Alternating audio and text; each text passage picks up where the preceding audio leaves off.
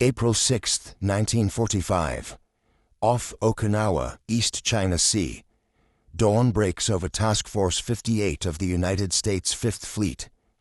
On radar picket destroyers positioned 16 miles from the main fleet, sailors scan the horizon knowing what approaches. In the Combat Information Center of USS Laffey, radar operators track incoming contacts, not dozens but hundreds. The ship's 5-inch gun crews load shells marked with cryptic VT designations, each containing miniaturized radio transmitters that would revolutionize naval warfare. The goal is desperate: survive Operation Kikusui No. 1, the first of 10 massive coordinated kamikaze attacks. At 0600 hours, the sky fills with aircraft. Through the morning haze comes a sound that will define the Battle of Okinawa. The drone of hundreds of Japanese aircraft engines approaching in waves, pilots sealed in cockpits with no intention of returning. Leading the assault are pilots of the Imperial Japanese Navy's Special Attack Units, their Zero fighters and Yokosuka D-4Y Judy dive bombers, laden with 250-kilogram bombs, followed by waves of older aircraft pressed into suicide service. Among them, specially trained Oka pilots sit sealed in rocket-powered flying bombs carried by Mitsubishi G4M Betty bombers. What happens next will demonstrate the revolutionary impact of American proximity fuse technology and reveal why Japanese kamikaze tactics, initially so devastating, would ultimately fail against the most sophisticated anti-aircraft system ever deployed. The American VT proximity fuse had arrived in the Pacific Theater after 2 years of combat testing that began with a single historic shot. Developed through a crash program initiated in 1940 by Section T of the Johns Hopkins Applied Physics Laboratory under Dr. Merle Tuve, the proximity fuse represented one of the 3 most critical secret projects of World War II, alongside radar and the atomic bomb. The fuse operated on a brilliantly simple principle: a miniature radio transmitter receiver that would send out continuous radio waves and measure their return frequency. When the Doppler shift indicated proximity to a target, the fuse would detonate the shell automatically. No longer would gunners need to estimate exact distances and set mechanical timers. The shell would know when to explode. The technical challenges had been staggering. The fuse's components, including tiny glass vacuum tubes manufactured by Sylvania, had to withstand acceleration forces of 20,000 times gravity when fired from a 5-inch gun. The projectile would reach 2,600 feet per second while spinning at 25,000 revolutions per minute through the gun's rifling. Every component had to function perfectly after this violent launch, then operate reliably in temperatures ranging from 100 degrees to minus 50 degrees Fahrenheit. By April 1945, American factories had produced over 15 million proximity fuses for naval use in the Pacific Theater. Manufacturing had been distributed across multiple contractors. Crosley Corporation alone produced 5,205,913 fuse, 24% of the total. RCA, Eastman Kodak, General Electric and McQuay Norris, combined with 87 different firms using 110 factories engaged in various phases of production. This massive industrial effort ensured that American forces at Okinawa were equipped with the most advanced anti-aircraft ammunition ever created. The United States Navy had increased proximity fuse allocation from 25% of anti-aircraft ammunition in 1943 to 75% by 1945. This represented recognition that Pacific Theater combat against kamikaze attacks demanded revolutionary defensive capabilities. Every destroyer, cruiser, and battleship carried thousands of VT-fused 5-inch shells as their primary defense against suicide attacks. Standing in stark contrast was the Japanese kamikaze program born of desperation. Following catastrophic defeats in the Marianas and the Battle of the Philippine Sea, Japan had lost the majority of its experienced pilots and aircraft carriers. Vice Admiral Takejiro Onishi, commander of the First Air Fleet, had proposed the formation of special attack units in October 1944, arguing that conventional tactics could no longer succeed against overwhelming American firepower. The kamikaze represented Japan's attempt to transform its remaining inexperienced pilots into precision-guided weapons. The mathematics seemed favorable. While conventional attacks achieved hit rates of only 2% against heavily defended American ships, early kamikaze attacks in the Philippines had achieved success rates exceeding 34%. A single pilot in a Zero fighter carrying a 250-kilogram bomb could potentially sink or cripple a destroyer, trading one life and one obsolete aircraft for hundreds of American casualties and millions of dollars in damaged warships. The kamikaze pilots underwent abbreviated training that emphasized spiritual preparation over flying skills. Many had less than 100 hours of flight time, compared to the 500-plus hours of their predecessors at Pearl Harbor. They were taught basic navigation, ship recognition, and most critically, the final diving approach that would evade anti-aircraft fire. The pilots wrote final letters, participated in ceremonial sake toasts, and received samurai swords or rising sun headbands before their missions. But no amount of spiritual preparation could overcome the technological revolution they were about to encounter. The Oka suicide weapon represented the ultimate expression of the kamikaze concept. Nicknamed Barca, Fool, by American sailors, this piloted bomb carried a 1,200-kilogram warhead, powered by 3 solid-fuel rocket motors. With a maximum speed of 575 miles per hour in terminal dive, it was designed to be unstoppable once released. Yet its fatal weakness was range, barely 10 miles, requiring vulnerable Betty bombers to carry them directly into the teeth of American defenses. The contrast in defensive philosophy was absolute. American ships at Okinawa deployed in concentric rings of protection, with radar picket destroyers positioned to provide early warning and bear the brunt of initial attacks. Each destroyer carried 12 to 16 5-inch guns capable of firing VT-fused shells, creating overlapping fields of fire. The proximity fuse transformed these weapons from area denial systems into precision instruments. A 5-inch VT shell had a lethal burst radius of 70 feet, compared to just 20 feet for time-fused shells.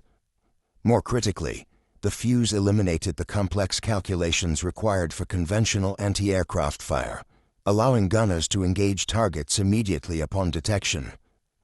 The morning of April 6, 1945, would put these systems to their ultimate test. Operation Kikusui No. 1 involved 391 Navy planes and 133 Army planes, of which 215 Navy planes and 82 Army planes were kamikazes, a total of 297 suicide aircraft in a single coordinated assault. Commander Frederick Julian Beckton of USS Laffey later described the approaching kamikaze waves as resembling a swarm of bees heading for the only flower in the desert. The first wave struck at 0600, with radar operators tracking over 50 aircraft approaching from the north. The picket destroyers opened fire at maximum range, 12,000 yards, with VT-fused shells. The proximity fuses proved devastatingly effective against the approaching formations. Each shell that passed within lethal range of an aircraft automatically detonated, filling the sky with steel fragments. Unlike time-fused shells that required precise range estimation, the VT fuses turned near misses into kills. Within minutes, dozens of Japanese aircraft were falling into the sea. Their suicide missions ended miles from their targets. But the kamikazes kept coming. At 0744, USS Laffey came under concentrated attack by 22 aircraft in 80 minutes. The destroyer's gunners fired 345 rounds of 5-inch VT ammunition, destroying 9 attackers outright. The proximity fuses allowed Laffey's guns to engage multiple targets simultaneously, switching rapidly between aircraft without the delays required for fuse setting. When kamikaze pilots attempted their standard tactic of approaching at wave-top height to avoid radar detection, the VT fuses proved equally effective, detonating when the shells passed close to the sea surface, and creating walls of fragments that shredded low-flying aircraft. Despite this devastating defensive fire, Laffey was struck by 6 kamikazes and 4 bombs, yet survived, a testament to both American damage control and the fact that proximity fuses had prevented many more attackers from reaching their target. The effectiveness of the VT fuse was no accident. The technology had been secretly tested in combat since January 5, 1943, when USS Helena fired the first proximity-fused shells in action off Guadalcanal. Lieutenant Red Cochrane, commanding the aft 5-inch battery, shot down a Japanese Aichi D-3A Val dive bomber with the second of 3 salvos. The shells had detonated without direct hits. They had simply passed close enough to trigger the fuse and tear the aircraft apart with fragments. This single success validated 3 years of intensive development that had overcome seemingly insurmountable technical challenges. The fuse contained approximately 130 electronic components miniaturized to fit in a space smaller than a pint milk bottle, all manufactured to tolerances measured in thousandths of an inch. By the Okinawa campaign, post-battle analysis revealed the mathematical superiority of proximity-fused ammunition. Time-fused 5-inch shells required an average of 1,162 rounds to destroy each kamikaze. VT-fused shells reduced this to 310 rounds per kill, a nearly 4-fold improvement in effectiveness. In optimal conditions, the results were even more dramatic. The destroyer escort USS Abercrombie destroyed a kamikaze with just 2 VT rounds in May 1945. The destroyer USS Morrison, defending against a massive kamikaze attack on May 4th, shot down 8 attackers in minutes using proximity-fused ammunition before being overwhelmed by sheer numbers. The psychological impact of the proximity fuse on Japanese pilots was profound. Surviving kamikaze pilots who aborted their missions reported the terrifying experience of approaching American task forces through seemingly solid walls of exploding shells. The distinctive black puffs of VT explosions appeared with uncanny accuracy, as if the American gunners could see exactly where each aircraft would be. Japanese tactical doctrine had assumed that high-speed, low-altitude approaches would minimize exposure to anti-aircraft fire. The proximity fuse invalidated these assumptions entirely. Shells that would have missed by 50 feet with conventional fuses now detonated lethally close, turning the final approach into a gauntlet of precisely timed explosions. Vice Admiral Matome Ugaki, directing kamikaze operations from Kyushu, noted in his diary the increasingly devastating effectiveness of American anti-aircraft defenses. By late April 1945, Japanese naval intelligence estimated that fewer than 1 in 4 kamikaze aircraft were reaching their targets, compared to 1 in 3 during the Philippines campaign. The difference was primarily attributed to what Japanese reports described as new-type anti-aircraft shells that seemed to explode with impossible accuracy. Ugaki wrote, "The enemy's defensive firepower has increased remarkably. Our special attack aircraft are being destroyed at distances we previously considered safe." Individual American sailors operating the 5-inch guns with VT ammunition became legends within their task forces.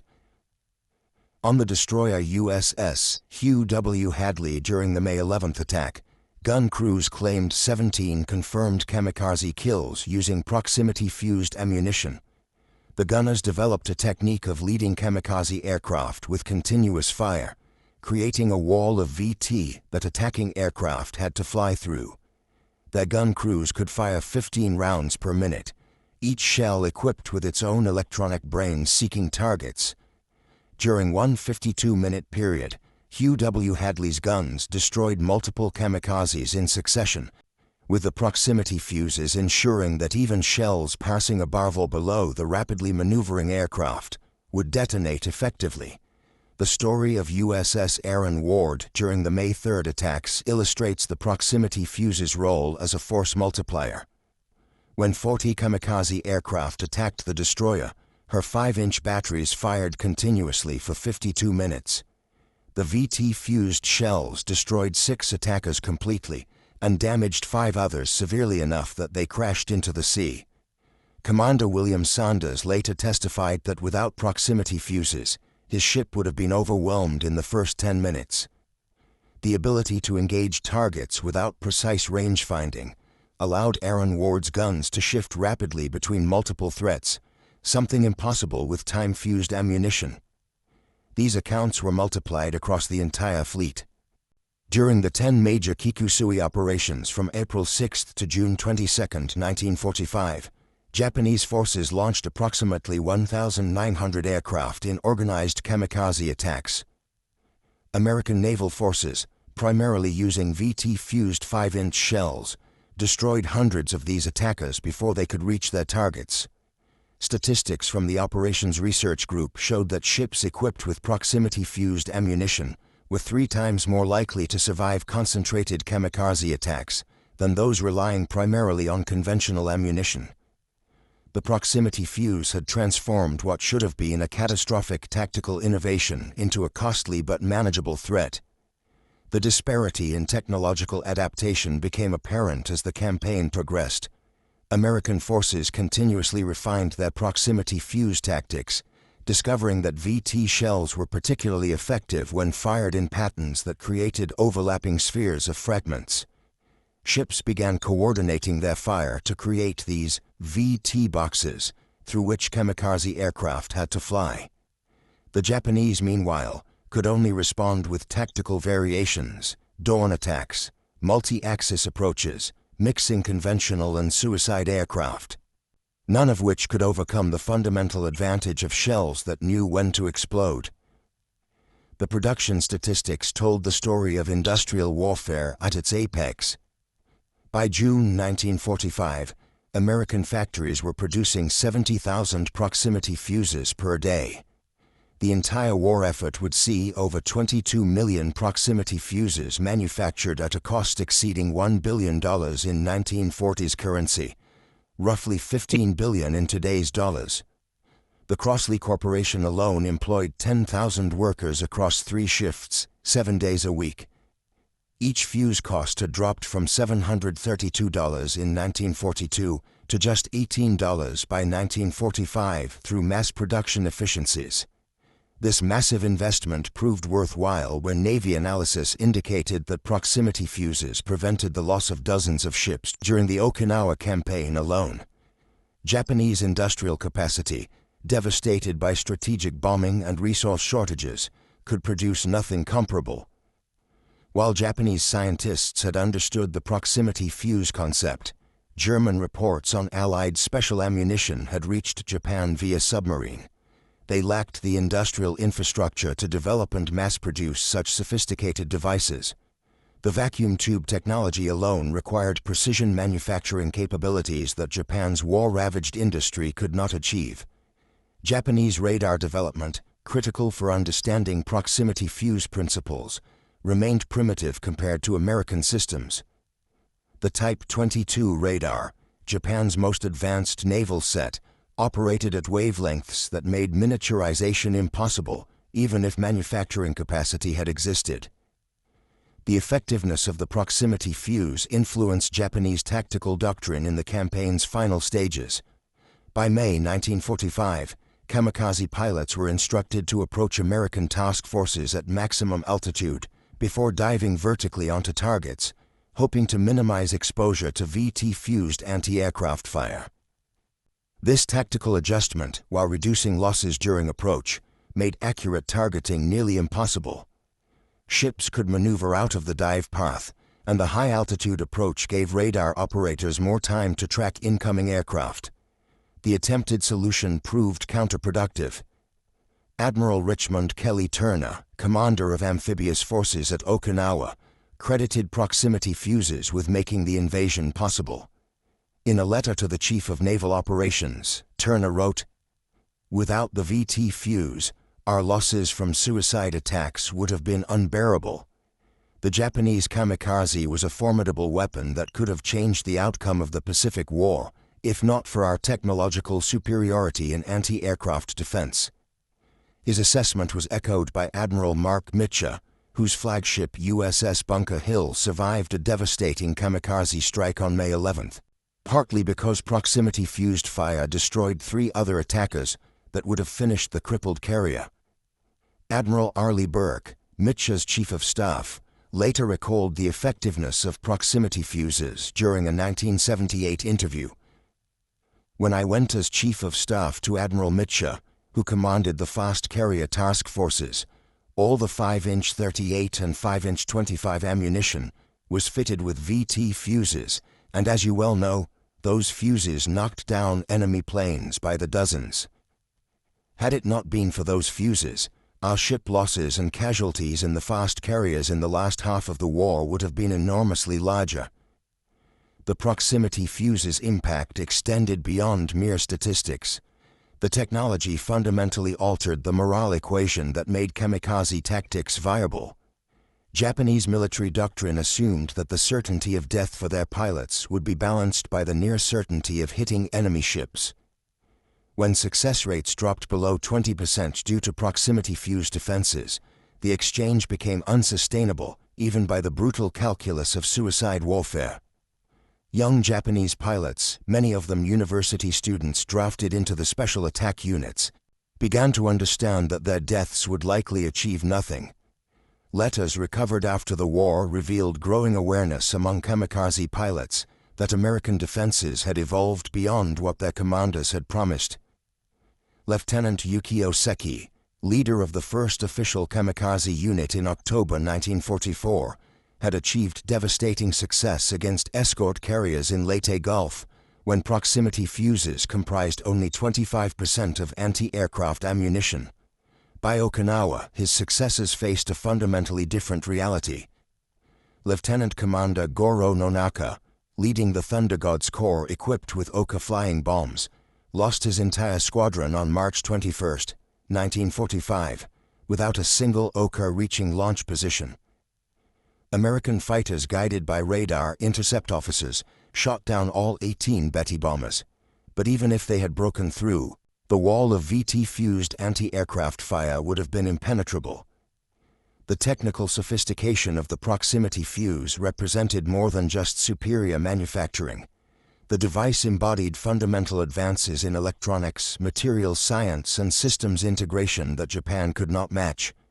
The miniaturized vacuum tubes, manufactured by Sylvania and Raytheon, used special glass formulations that could withstand tremendous shock. The battery system, activated by the acceleration of firing, used an electrolyte that remained stable for months, then activated instantly when needed. The radio frequency was precisely calculated to minimize interference while maximizing detection range. Each element represented years of focused research backed by unlimited funding. Meanwhile, Japanese anti-aircraft defenses remained primitive. The Type 98 100mm anti-aircraft gun, Japan's best heavy AA weapon, still relied on mechanical time fuses that required manual setting before each shot. Japanese naval vessels at Okinawa, including the super battleship Yamato during her final sortie, carried anti-aircraft ammunition that was technologically equivalent to what Americans had used at Pearl Harbor. When Yamato faced over 300 American aircraft on April 7, 1945, her 162 anti-aircraft guns fired thousands of rounds, but shot down fewer than 10 attackers. The Americans lost just 10 aircraft while sinking the world's largest battleship, a stark demonstration of technological disparity. The proximity fuse also enabled new tactical innovations impossible with conventional ammunition. American destroyers developed the VT umbrella technique, firing proximity-fused shells in predetermined patterns above friendly ships under attack. The shells would detonate at set distances, creating a protective dome of fragments that kamikaze aircraft had to penetrate. This technique proved particularly effective against the Oka flying bombs, whose high speed made them nearly impossible to track with conventional fire control, but vulnerable to the wall of fragments created by VT patterns. During the entire Okinawa campaign from April 1 to June 22, 1945, The United States Navy expended approximately 150,000 proximity-fused 5-inch shells. The effectiveness was undeniable. While VT-fused ammunition represented 45% of heavy anti-aircraft ammunition fired, it accounted for the vast majority of confirmed kamikaze kills at longer ranges. Time-fused shells, comprising 55% of ammunition expended, proved effective primarily at close range where accuracy was less critical. The mathematics demonstrated that proximity fuses were approximately 3 to 4 times more effective than conventional ammunition against kamikaze attacks. The human cost differential was equally dramatic. Ships that exhausted their VT ammunition and reverted to time-fused shells suffered casualty rates significantly higher during subsequent attacks. The destroyer USS Drexler, attacked after expending her proximity-fused ammunition on May 28, was sunk in less than a minute by 2 kamikazes that would likely have been destroyed by VT fire. Her 158 dead represented more casualties than many destroyers suffered during entire campaigns, while equipped with adequate proximity-fused ammunition. Admiral Raymond Spruance, commander of the Fifth Fleet, experienced the kamikaze threat personally when his flagship USS Indianapolis was hit in March, forcing him to transfer to USS New Mexico, which was also struck in May. He later wrote, "This is my second experience with a suicide plane making a hit on board my own ship, and I have seen 4 other ships hit near me." The suicide plane is a very effective weapon, which we must not underestimate. Yet Spruance also recognized that without proximity fuses, the kamikaze would have been far more devastating. The VT fuse has saved countless ships and lives. It is the margin between bearable and unbearable losses. The strategic implications were clear to military planners preparing for Operation Downfall, the planned invasion of Japan. Intelligence estimates indicated that Japan had reserved approximately 10,000 aircraft for kamikaze attacks against the invasion fleet. However, American war planners, confident in proximity fuse effectiveness, calculated that defensive requirements could be met. Production of VT fuses was scheduled to reach 100,000 units daily by September 1945. New Mark 53 and Mark 58 fuses with improved sensitivity and reliability were entering mass production. The invasion fleet would have carried over 1 million proximity-fused shells, creating an anti-aircraft defense unprecedented in military history. The atomic bombings of Hiroshima and Nagasaki in August 1945 ended the war before this climactic test could occur. But the proximity fuse's impact on Japanese surrender calculations should not be underestimated. Japanese military assessments captured after the war acknowledged the impossibility of successful defense against an invasion fleet, protected by what they called electronic shells.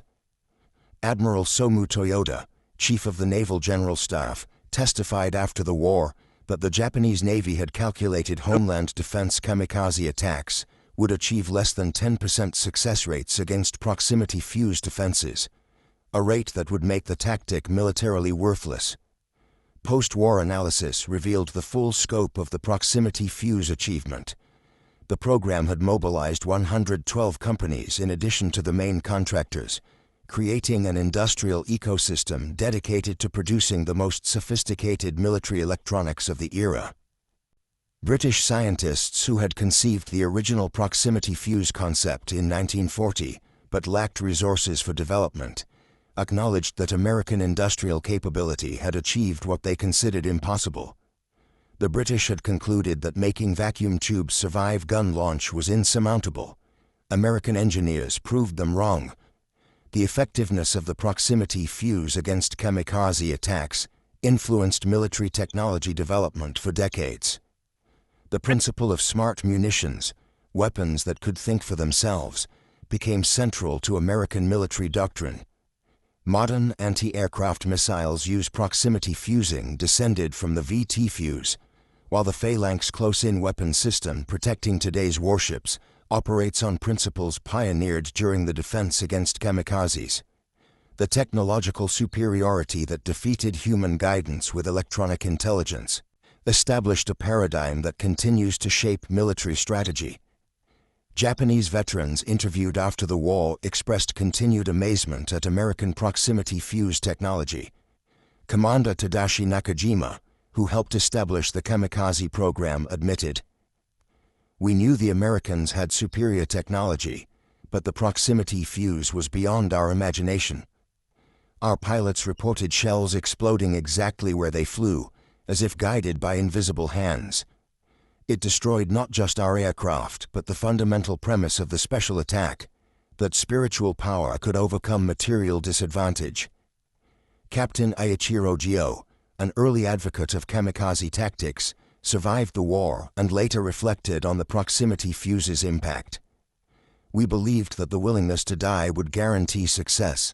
The American electronic fuse proved that technology could defeat even the most determined human sacrifice. It was not just a weapon, but a statement about the nature of modern warfare." The contrast between the proximity fuse and kamikaze attacks represented fundamentally different philosophies about the value of human life and the role of technology in warfare. The American investment in preserving life through superior technology stood against the Japanese willingness to expend life as a weapon itself. The proximity fuse, by making kamikaze attacks survivable for American forces, invalidated the cruel logic that drove young Japanese men to deliberate death. In this sense, the electronic fuse represented not just technological superiority, but a moral statement about how wars should be fought. The legacy of the proximity fuse in defeating kamikaze attacks extends beyond military history. The crash development program that created the VT fuse established the model for subsequent American technical achievements, from the space program to modern computing. The collaboration between universities, private industry, and military requirements that produced 22 million sophisticated electronic devices under wartime pressure demonstrated American organizational capabilities that would define the post-war era. The Johns Hopkins Applied Physics Laboratory, where the proximity fuse was perfected, continued as a center of military technology innovation, developing everything from guided missiles to satellite navigation. Dr. Merle Tuve, who led the proximity fuse development, later reflected on the achievement. "We saved lives by making weapons more effective. Every kamikaze shot down by a proximity fuse meant American sailors who went home to their families. That was worth any amount of effort and expense." His team's success validated the American approach of applying scientific knowledge to military problems, a philosophy that would dominate defense strategy throughout the Cold War. For the Japanese, the failure of kamikaze tactics against proximity fuse defenses marked the end of beliefs about spiritual superiority, overcoming material disadvantage. The young pilots who died in futile attacks against walls of VT-fused explosions became symbols not of noble sacrifice, but of military leadership that had failed to recognize technological reality. Modern Japan's emphasis on technological development and innovation can be traced partly to the harsh lessons of 1945, when electronic fuses defeated human pilots with mechanical precision. The mathematical precision of the proximity fuse's success, 310 rounds per kill versus 1,162 for time-fused shells, translated into saved ships, preserved lives, and ultimately, strategic victory. Each VT fuse that functioned correctly meant an American sailor who returned home, a ship that survived to fight another day, and proof that technology could provide decisive advantage in modern warfare. The confirmed destruction of hundreds of kamikaze aircraft by proximity fuses before reaching their targets represented thousands of American casualties prevented, dozens of ships saved, and validation of the billion-dollar investment in electronic warfare. The story of technology defeating fatalism reached its climax in the waters off Okinawa, where radar-guided fighters, proximity-fused anti-aircraft shells, and sophisticated damage control systems prevailed against deliberate suicide attacks. The kamikaze pilots, brave young men sacrificed to a lost cause, flew into an electronic killing field their commanders never anticipated. Their deaths, while achieving tactical damage that horrified American sailors, failed to achieve the strategic goal of making invasion costs unbearable. The proximity fuse had transformed their sacrifice from devastating weapon to manageable threat. Secretary of the Navy James Forrestal summarized the proximity fuse's contribution. The proximity fuse has helped blaze the trail to Japan. Without the protection this ingenious device has given the surface ships of the fleet, our westward push could not have been so swift, and the cost in men and ships would have been immeasurably greater. This assessment, shared by military leaders throughout the Pacific Theater, recognized that electronic intelligence had defeated human sacrifice. The final accounting was sobering, yet decisive. During the entire Okinawa campaign, Japanese kamikaze attacks sank 36 American ships and damaged 368 others. Terrible as these losses were, they represented survival of the vast majority of ships attacked, a rate that would have been impossible without proximity fuses. The 4,907 American sailors killed by kamikazes at Okinawa, while representing the Navy's bloodiest battle, were a fraction of casualties that conventional analysis predicted without VT technology. Japanese losses were absolute. Approximately 1,900 aircraft and pilots expended in organized kamikaze attacks during the 10 Kikusui operations, plus hundreds more in improvised suicide attempts, achieving tactical results that fell far short of strategic requirements. The proximity fuse's victory over kamikaze attacks demonstrated that in modern warfare, technological superiority could overcome advantages in numbers, determination, or even willingness to die. The American sailors manning 5-inch guns with VT ammunition held decisive advantage over Japanese pilots sealed in cockpits for one-way missions.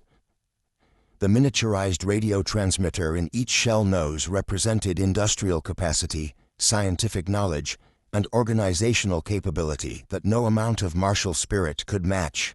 When the electronic fuse met the human pilot in the skies over Okinawa, the outcome was predetermined by factories in Cincinnati, laboratories in Maryland, and the fundamental American belief that technology could preserve life while achieving victory. The mathematical reality was inescapable. A proximity fuse weighing less than 5 pounds, containing 130 electronic components, manufactured for $18 by 1945, and functioning for less than 30 seconds, could destroy a kamikaze aircraft with its pilot, representing years of training, tons of aluminum and steel, and most tragically, a human life that could never be replaced. When multiplied across thousands of engagements throughout the Pacific Theater, this equation translated into American victory through technological superiority that helped determine the war's outcome. The proximity fuse's success against kamikaze attacks validated the entire American approach to warfare in the 20th century. Investment in technology, faith in industrial production, and belief that superior equipment could overcome fanatical determination proved correct in the most extreme test imaginable. For Japan, the failure of the kamikaze against proximity fuse defenses represented not just military defeat, but invalidation of core beliefs about spirit triumphing over matter. The electronic fuse had defeated the divine wind, proving that in the crucible of modern warfare, advanced technology would triumph over human sacrifice. The Pacific War demonstrated that in modern naval warfare, the ability to destroy aircraft at distance determined survival. Nations that could design, produce, and deploy superior defensive technology held decisive advantages over those relying on human courage alone. The proximity fuse versus kamikaze comparison illustrates this principle at the most fundamental level. American electronic sophistication defeating Japanese human sacrifice. The VT fuse's success at Okinawa established technological superiority as the determining factor in military effectiveness. The contrast between American and Japanese approaches to anti-aircraft defense ultimately tells a larger story about industrial warfare in the 20th century. Nations that could marshal scientific knowledge, manufacturing capability, and organizational expertise to produce superior military technology, held insurmountable advantages. The proximity fuse represented the culmination of American strengths: innovative engineering, mass production, and systematic problem-solving applied to military challenges. Its triumph over the Kamikaze demonstrated conclusively that in modern war, victory belonged to those who could think, build, and deploy better technology. The mathematical precision of the proximity fuse's effectiveness, 3 to 4 times more effective than conventional ammunition, reducing required rounds per kill by 73%, preventing the loss of countless ships, translated into strategic victory that preserved American lives while defeating a determined enemy. This differential, multiplied across the vast Pacific theater, helped secure American victory and established technological superiority as the foundation of post-war military doctrine. The electronic fuse had not just defeated the Kamikaze, it had validated the entire American approach to warfare through superior technology, proving definitively that in matters of life and death, quality of equipment could overcome quantity of sacrifice.